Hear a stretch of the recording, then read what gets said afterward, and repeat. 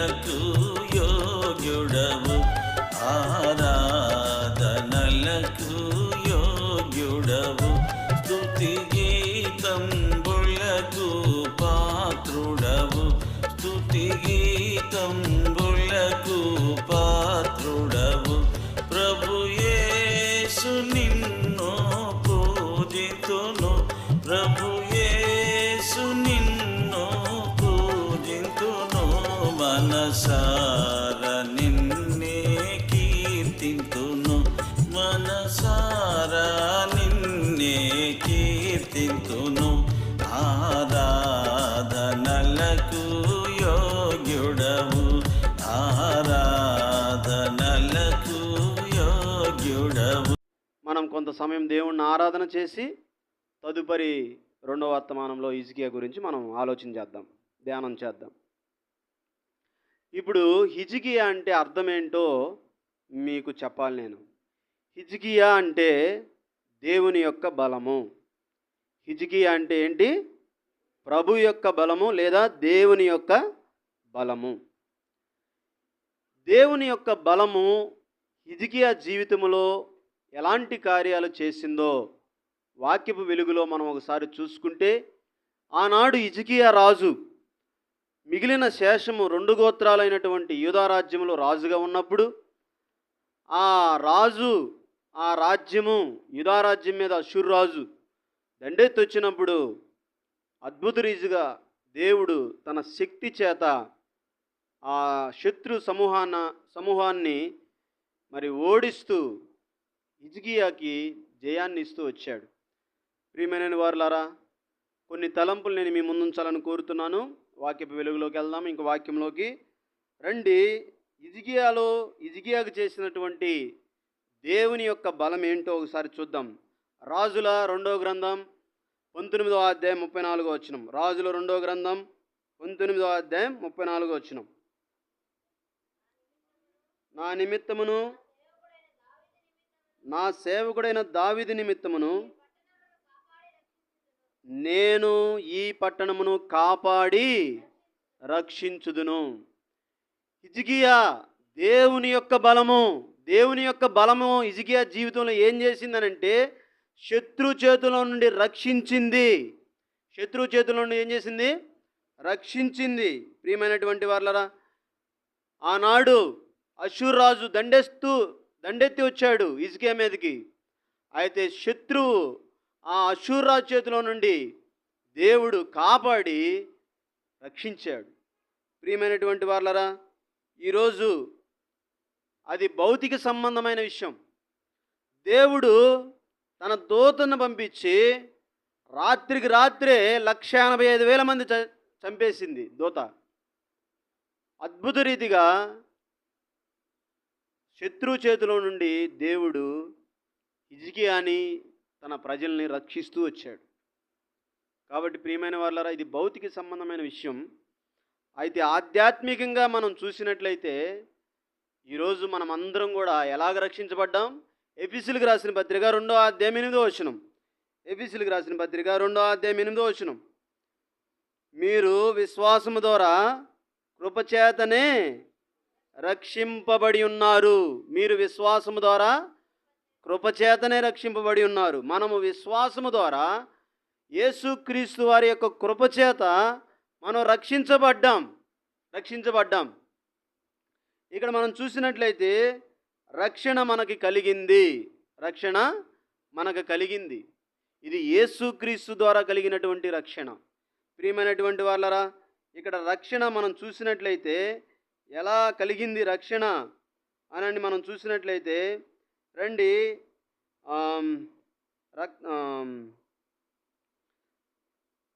27వ కీర్తన దావీదు అంటాడు, ఏమంటాడు?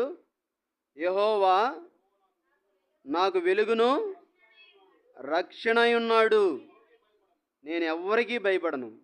ప్రియమైనటువంటి వాళ్ళు ఇక్కడ చూస్తే దావీదు చెబుతున్నాడు, నాకు వెలుగు యెహోవా రక్షణై ఉన్నాడు.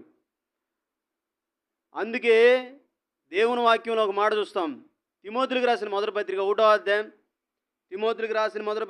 అధ్యాయం ఒకటో అధ్యాయం, తిమోతులకు రాసిన మొదటి పత్రిక 1వ అధ్యాయం 15వ వచనం. పాపులను రక్షించుటకు క్రీస్తు యేసు ఈ లోకమునకు వచ్చెను. చాలు. పాపులను రక్షించుటకు క్రీస్తు యేసు ఈ లోకమునకు వచ్చెను. ఆనాడు హిజ్కియా తన ప్రజలు వాళ్ళని రక్షించడానికి తన దూతను పంపించాడు. అయితే భూలోకంలో ఈ భూమి మీద ఉన్నటువంటి యావత్ మానవ జాతిని రక్షించడానికి పరలోకము నుండి ప్రభువే దిగి వచ్చాడు. పరలోకము నుండి ప్రభువే దిగి వచ్చి ఆ కలువర శిలువ బలియాగమయ్యాడు. ఆయన చిందించిన ప్రశస్తమైన రక్తము చేత మన పాపమునకు క్షమాపణ కలిగింది. మనల్ని నీతిగా తీర్చాడు. అంత మాత్రమే కాదు, మనకి ఆత్మరక్షణ కలిగింది. రక్షించడానికే వచ్చాడు. మత్తయి సువార్త 1వ అధ్యాయం 21వ వచనం.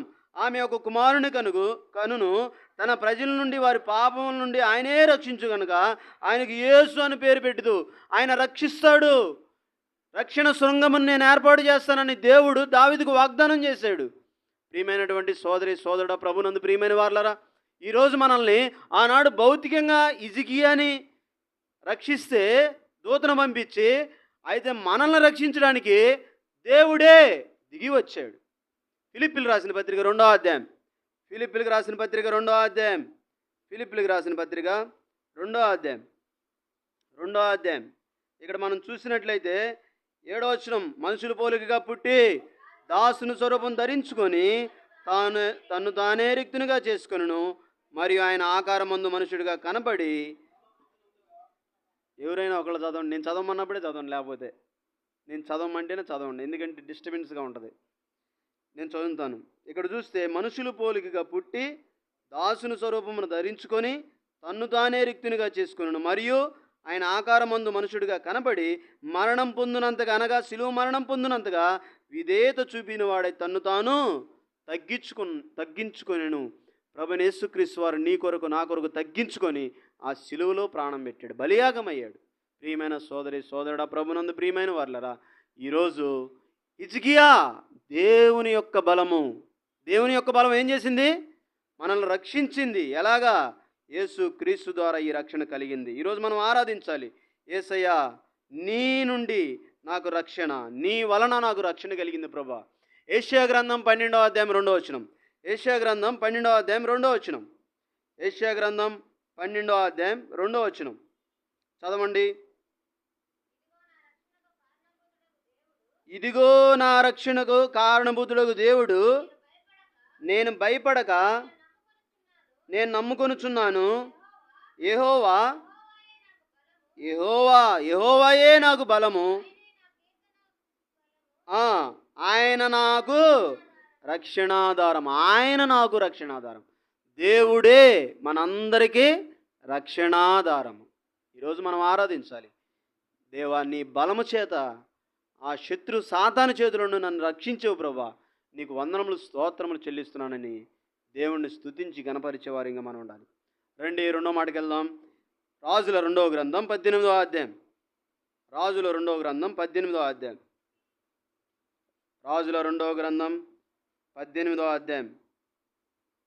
18వ అధ్యాయము 29వ వచనం. 18వ అధ్యాయం 29వ వచనం చదవండి. రాజులు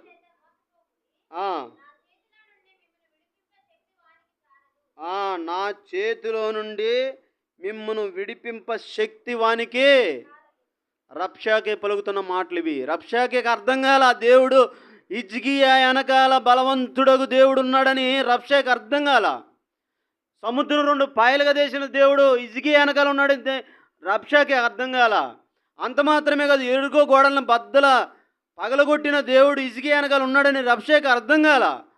అయితే మనకి శక్తి చాలదని అన్నాడు రబ్షాకే.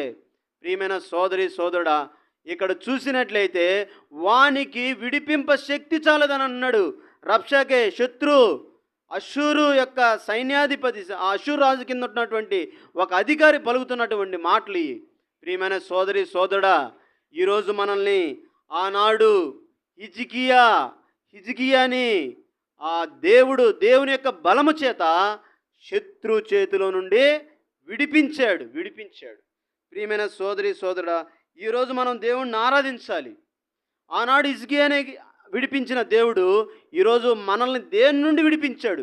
ప్రకటన గ్రంథం 1వ అధ్యాయం 6వ వచనం. ప్రకటన గ్రంథం 1వ అధ్యాయం, ప్రకటన గ్రంథం 1వ అధ్యాయం 6వ వచనం. మనల్ని ప్రేమించుచు తన రక్తం వలన మన పాపముల నుండి మనల్ని విడిపించిన వానికి మహిమయు ప్రభావమును యుగయుగములు కలుగునుగాక, ఆమెన్. ఇక్కడ చూస్తే మన పాపముల నుండి విడిపించిన వానికి ఏం కలగాలి?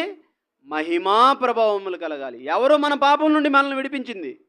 ప్రభుని యేసు క్రీస్తు వారు మన పాపముల నుండి మనల్ని విడిపించాడు. ప్రియమైన సోదరి సోదరుడా, ప్రభునందు ప్రియమైన వర్లరా, ఈరోజు దేవుడు మన పాపాల నుండి, ఆనాడు హిజ్కియాని తన ప్రజల్ని దేవుడు తన బలము చేత శత్రు చేతిలో నుండి ఏం చేశాడు? విడిపించాడు. అంత మాత్రమే కాదు, ఇజ్రాయేలీలు ఇంకా వెనక్కి వెళితే నిర్గమాకాండం మనం చూసినట్లయితే ఐగుప్తులో దాస్యం అనే గృహములో నుండి వాళ్ళని ఏం చేశాడు? విడిపించాడు. దాస్యం అనే కాడి క్రింద నుండి వారిని విడిపిస్తూ వచ్చాడు. నిర్గమాకాండం 6వ అధ్యాయం 6వ వచనం. నిర్గమాకాండం 6వ అధ్యాయం 6వ వచనం. 6వ అధ్యాయం 6. కాబట్టి నీవు ఇశ్రాయేలుతో ఇలాగ చెప్పుము, నేనే యెహోవాను, నేను ఐగుప్తీయులు మోయించు బరువుల క్రింద నుండి మిమ్మను వెలుపలకు రప్పించి వారి దాస్యములో నుండి మిమ్మను విడిపించి, వారి దాస్యములో నుండి మిమ్మల్ని విడిపించి. ప్రియమైన సోదరి సోదరుడా, ప్రభునందు ప్రియమైన వార్లరా, ఇక్కడ మనల్ని విడిపించాడు. ఆనాడు ఇశ్రాయేలు ప్రజల్ని విడిపించాడు, ఐగుప్తు దాసత్యంలో ఉన్నటువంటి వారిని. అంత మాత్రమే కాదు, హిజ్కియా ఆ అషూరు శత్రువు, ఆ అషూరు రాజు చేతిలో నుండి విడిపించాడు. ఈరోజు వ్యక్తిగతంగా ఆత్మీయ క్రైస్తవ జీవితంలో క్రైస్తవులమైన మనము, సంఘములో అంగముగా చేర్చబడినటువంటి మనము, క్రైస్తవులమైన మనల్ని దేని నుండి విడిపించాడు? ప్రకటన గ్రంథం 1వ అధ్యాయం 6వ వచనం ప్రకారం మన పాపముల నుండి మనల్ని విడిపించాడు. ఈరోజు మనం ఆరాధించాలి, పాపముల నుండి విడిపించాడు. ప్రియమైన సోదరి, ఇక్కడ అందు మాత్రమే కాదు, హెబ్రీలు రాస్తాడు అపోస్తుడైన పౌలు, హెబ్రీలు రాసిన పత్రిక 2వ అధ్యాయం 15వ వచనం. 2వ అధ్యాయం 15వ వచనం. ఇక్కడ చూస్తే నశింపజేయుటకు జీవితకాలమంతయు దాస్యమునకు లోబడిన వారిని, ఇక్కడ చూస్తే దాస్యమునకు లోబడి వారిని విడిపించుటకు ఆయన ఏం చేశాడు? ఆయన కూడా రక్త మాంసములో పాలివాడాయను, రక్త మాంసములో పాలివాడయ్యాడు. ప్రియమైన సోదరి, ఈరోజు మనం ఆరాధించాలి యేసయ్యని. హిజ్కియా దేవుని యొక్క బలము. రెండోదిగా దేవుని యొక్క బలం ఏం చేసింది? శత్రు చేతిలో నుండి ఆనాడు హిజ్కియాని విడిపించింది. ఈరోజు మనల్ని మన పాపముల నుండి ఏం చేశాడు? తన బలము చేత విడిపించాడు, తన శక్తి చేత విడిపించాడు. మనల్ని మనం విడిపించుకోలేం, మన వల్ల కాదు, మన చేత కాదు. పాపముల నుండి విడిపించాలంటే యేసు ప్రభువు వారే భూలోకానికి దిగి రావాల్సి వచ్చింది. యేసయ్య భూలోకానికి దిగి వచ్చి సిలువ బలి యాగమయ్యాడు, సిలువలో రక్తం చిందించాడు, మన పాపముల నుండి మనల్ని విడిపించాడు. ఆయన కానీ రక్తం చిందించకపోతే మన పాపముల నుండి మనకు విడుదల కలిగేది కాదు. సోదరి సోదరుడా, ఈరోజు మనం ఆరాధించాలి. యేసయ్యా, నువ్వు నన్ను పాపం నుండి విడిపించినందుకై నీకు స్తుతులు స్తోత్రములు చెల్లిస్తున్నానని దేవుణ్ణి ఆరాధించాలి.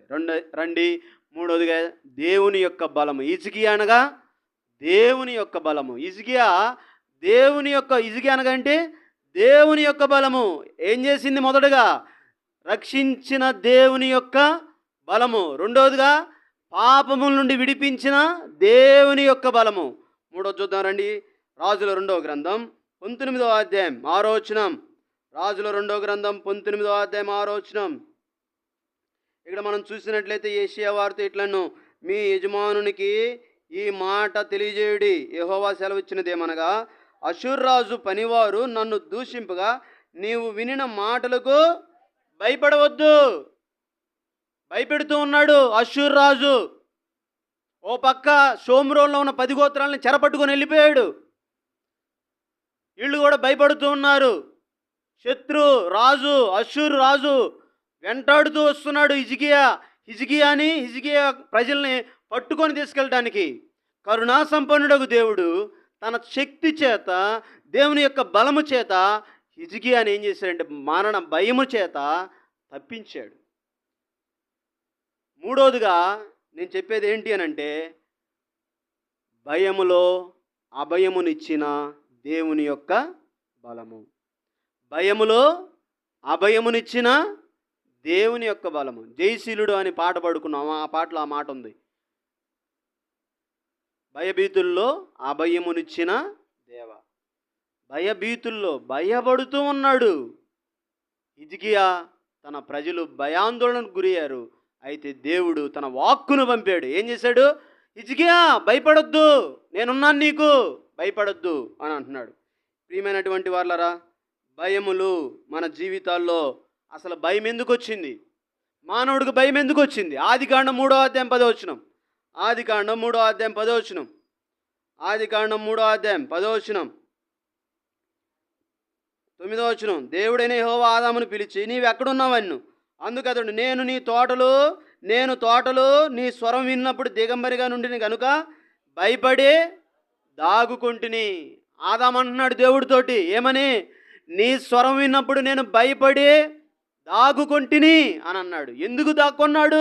ఎందుకు భయం వచ్చింది ఆదాముకనంటే, ఆజ్ఞను అతిక్రమించి పాపం చేశాడు కాబట్టి పాపం వల్ల మానవునికి భయం వచ్చింది. సోదరి సోదరుడా, పాపాన్ని బట్టి మానవుడు భయం వచ్చింది. అంతకు ముందర ధైర్యంగా ఉన్నటువంటి మానవుడు జంతువులన్నిటినీ దేవుడు సృష్టించాడు. క్రూర మృగాలు అన్నీ ఉన్నాయి, సృష్టిలు అన్నీ ఉన్నాయి, అన్నిటినీ ఏలుము అని చెప్పాడు ఆదాముకి. నీ బెదురు వాటికి ఉంటాయని అన్నాడు. ఈరోజు మనిషి ప్రతి దానికి భయమే. కారణం ఏంటంటే లోపల ఉన్నటువంటిది పాప స్వభావం. కాబట్టి ప్రియమైనటువంటి వాళ్ళరా, ఇక్కడ భయములో అభయమునిచ్చిన దేవుడు. ఇక్కడ చూస్తే 118వ కీర్తన 6వ వచనం. 118వ కీర్తన 6వ వచనం. 118వ కీర్తన 6వ వచనం. యెహోవా నా పక్షమునున్నాడు, నేను భయపడను. నరులు నాకేమి చేయగలరు? 34వ కీర్తన 4వ వచనం.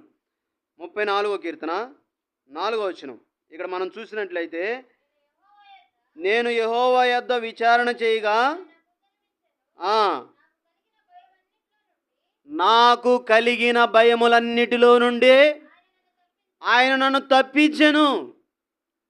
నాకు కలిగిన భయములన్నిటిలో నుండి ఆయన ఏం చేశాడు? తప్పించాడు. ప్రియమైన ప్రభునందు ప్రియులారా, ఇక్కడ దావీదుకు కలిగిన భయములన్నిటిలో నుండి తప్పించాడు. యెహోవా నేను ఎవరికి భయపడుదును అని అంటాడు. 10,000 మంది దండెత్తి నా మీదకు వచ్చినను నేను భయపడను అని అంటాడు దావీదు.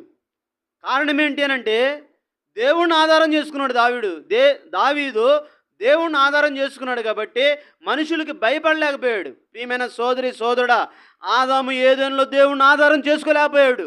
తద్వారా పాపం చేశాడు. పాపాన్ని బట్టి భయం వచ్చింది.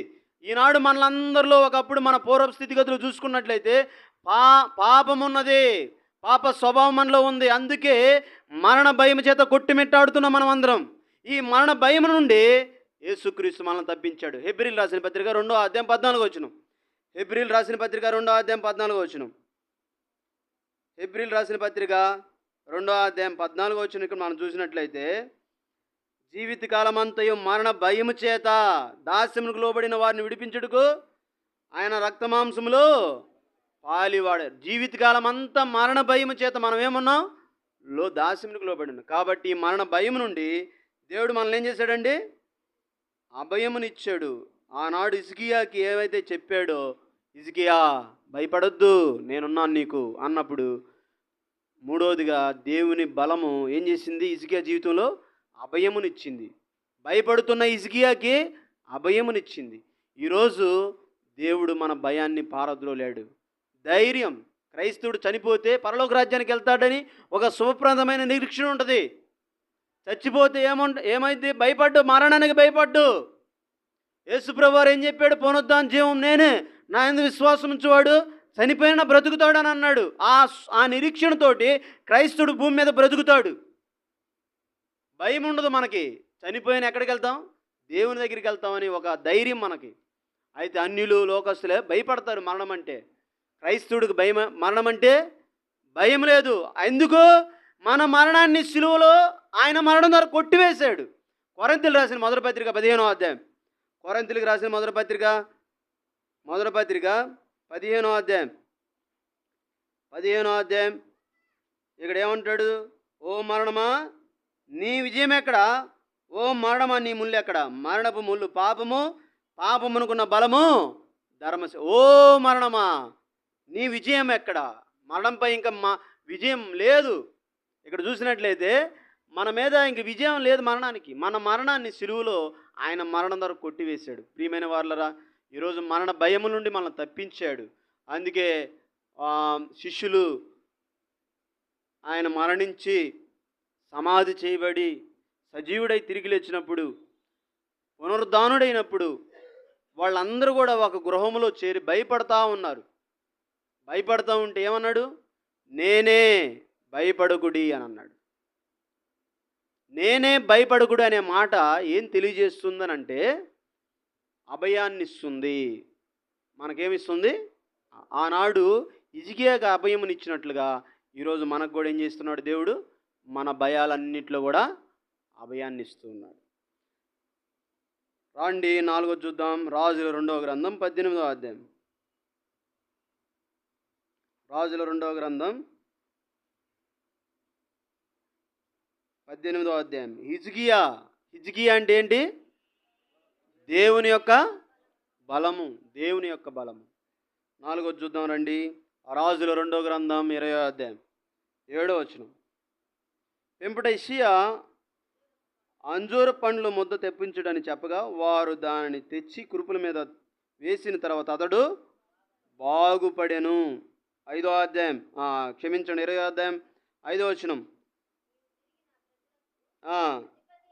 చివరి మాట చూసినట్లయితే చివరి మాట నేను చదువుతాను. నేను నిన్ను బాగు చేసేదను. 4వదిగా హిజ్కియా అనగా దేవుని యొక్క బలము హిజ్కియా జీవితంలో 4వది ఏం చేసిందనంటే బాగు చేసినటువంటి దేవుని యొక్క బలము. ప్రియమైనటువంటి వాళ్ళరా, అందుకే కీర్తనాకారుడు అంటాడు, ఏమంటాడు? ఆయన తన వాక్కును పంపి వారిని బాగు చేసిన. 107వ కీర్తన 20వ వచనంలో మనం చూస్తాం. ఆయన సంకటములు కుదుర్చువాడు. అయితే హిజ్కియాని భౌతికంగా శారీరకంగా మరణకరమైన రోగం కలిగింది. అయితే దేవుడు తన వాక్కును పంపి బాగు చేశాడు. కురుపుల మీద వాటిని పెట్టారు, స్వస్థపరచబడ్డాడు, బాగయ్యాడు. అయితే మనల్ని, సంఘములో ఉన్నటువంటి మనల్ని, మన పూర్వ స్థితిగతులు చూసుకున్నట్లయితే మన అంతరంగానికి రోగం ఉన్నది. ఏ రోగం? హృదయం అన్నిటికంటే అది ఘోరమైన వ్యాధి కలదు. దాన్ని బాగు చేయవారు ఎవరు లేరు. హృదయంతరంగం అనేది చెడిపోయింది. మానవుని హృదయంతరంగము చెడిపోయింది పాపాన్ని బట్టి. మరణకరమైనటువంటి, అందుకే పాపంలో వచ్చే జీతము మరణము. అంతరంగంలో ఉన్న పాప రోగము మానవ జీవితానికి మరణాన్ని తీసుకొచ్చింది. సోదరుడా, మన పూర్వపు స్థితిగతులు మనం అందరం కూడా హృదయం అంతా కూడా చెడిపోయింది. మరణకరమైనటువంటి రోగం అరికాలు మొదలుకొని నన్నెత్తి వరకు స్వస్థత కొంచెమైనా కూడా లేదు. మనమందరం కూడా పాపాన్ని బట్టి మరణకరమైనటువంటి రోగాన్ని కలిగి ఉన్నాం. అది రెండవ మరణం. ఈ కరుణా సంపన్నుడు దేవుడు యేసుక్రీస్తు వారు వచ్చి ఏం చేశాడు? మత్తయి సువార్త 8వ అధ్యాయం. మత్తయి సువార్త 8వ అధ్యాయం 17వ వచనం. ఆయన మాట వలన దయ్యములను వెళ్ళగొట్టి రోగులనెల్లా స్వస్థపరిచును. అందువలన ఆయనే మన బలహీనతలు వహించుకొని మన రోగములను భరించినని ప్రవక్త అయిన యెషయా ద్వారా చెప్పబడినది నెరవేరును. ఆయనే మన రోగులను భరించెను. ఆయన తన వాక్కును పంపి వారిని బాగు చేసిననే మాట ఒకసారి చూస్తే, యేసుక్రీస్తు ప్రభువారు ఆయన కొండ మీద ప్రసంగాన్ని ముగించుకొని తిరిగి వస్తున్నప్పుడు ఒక కుష్ఠరోగి, ప్రభువా నీకు ఇష్టమైతే నన్ను శుద్ధినిగా చేయగలవని అడిగాడు. యేసుప్రభువారు ఏమన్నాడు? నాకు ఇష్టమే, నువ్వు శుద్ధుడు అని. ఆయన వాక్కులు ఏముంది? బలము, శక్తి ఉంది. ఆయన వాక్కులు ఏముంది? శక్తి ఉంది. 4వదిగా హిజ్కియా అనగా దేవుని యొక్క బలము. ఈ దేవుని యొక్క బలం ఏం చేసిందనంటే బాగు చేసింది. రోగము నుండి ఏం చేసింది? బాగు చేసిన దేవుని యొక్క బలము. దేవుని యొక్క బలము. అయితే మన పాపరోగాన్ని యేసయ్య ఏం చేశాడు? సిలువలో స్వస్థపరచబడ్డాం మనం. ఆయన చిందించిన ప్రశస్త రక్తము, ఆయన పొందిన దెబ్బల చేత మన గాయములకు ఏం కలిగింది? యెషయా గ్రంథం 53వ అధ్యాయం, యెషయా గ్రంథం 53వ అధ్యాయం 5వ వచనం, మన అతిక్రమ క్రియలను బట్టి అతడు గాయపరచబడిను, మన దోషములను బట్టి నలుగొట్టబడిను, మన సమాధానవంతమైన శిక్ష అతని మీద పడిను, అతడు పొందిన దెబ్బల చేత మనకు స్వస్థత కలుగుచున్నది. యేసు ప్రభువారు పొందిన దెబ్బల చేత మనందరికి ఏం కలిగింది? స్వస్థత కలిగింది. ఈరోజు మనం ఆరాధించాలి. యేసయ్య, నీవు పొందిన దెబ్బల చేత, నీవు పొందిన గాయముల చేత నా స్వస్థపరిచావు ప్రభువా, నా పాపరోగాన్ని బాగు చేసేవు యేసయ్య, నీకు వందనములు స్తోత్రములు చెల్లిస్తున్నానని దేవుణ్ణి మనం ఆరాధించేవారిగా ఉండాలి. హిజ్కియా దేవుని యొక్క బలము. హిజ్కియా అనగా అంటే దేవుని యొక్క బలము. ఒకటి, రక్షించిన దేవుని యొక్క బలము. రెండు, కాపాడిన విడిపించిన దేవుని యొక్క బలము.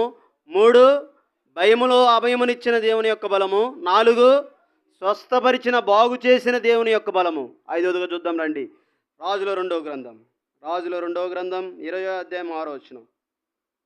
20వ అధ్యాయం 6వ వచనం.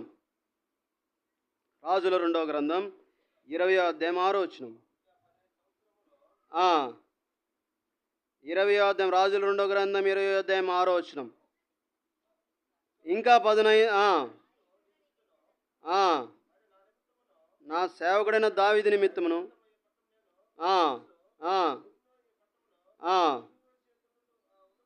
పడకుండా నిన్ను విడిపించేదను. చాలు, అష్షూరు చేతిలో నుండి పడకుండా నిన్నేం చేస్తాను? విడిపిస్తాను. హిజ్కియా విడిపిస్తానన్నాడు. అంటే అప్పటికే హిజ్కియా మరణకరమైన రోగం కలిగి ఉన్నాడు. అయితే బలహీనుడుగా ఉన్నాడు. ఒక మాటలో చెప్పాలంటే, ప్రియమైనటువంటి వాళ్ళరా, 5వదిగా ఏం చెప్పాలని నేను కోరుతున్నానంటే, బలహీనుల్ని బలపరిచిన దేవుని యొక్క బలము, బలహీనుల్ని బలపరిచినటువంటి దేవుని యొక్క బలము. ఏబు గ్రంథం 4వ అధ్యాయం 3వ వచనం. ఏబు గ్రంథం 4వ అధ్యాయం 3వ వచనం. ఏబు గ్రంథం 4వ అధ్యాయం 3వ వచనం చదవండి. అనేకులకు నీవు బుద్ధి నేర్పిన వాడవు, బలహీనమైన చేతులను బలపరిచిన వాడవు. బలహీనమైన చేతులను ఏం చేశాడు? ఇది ఎలీఫజు ఏబును గుర్చినట్టు పలుకుతున్న మాటలు. బలహీనతల్లో ఏం చేశాడు? బలపరుస్తూ వచ్చావు ఒకప్పుడు నువ్వు ఏబు అని ఏబు గురించి మాట్లాడుతూ ఉన్నాడు. ప్రియమైన సోదరుడు, ఇక్కడ వాక్యంలో మనం చూసినట్టయితే తిమోతికి రాసిన మొదటి పత్రిక 1వ అధ్యాయం 13వ వచనం. తిమోతికి రాసిన మొదటి పత్రిక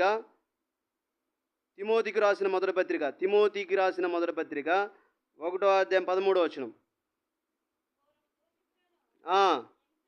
హింసకుడును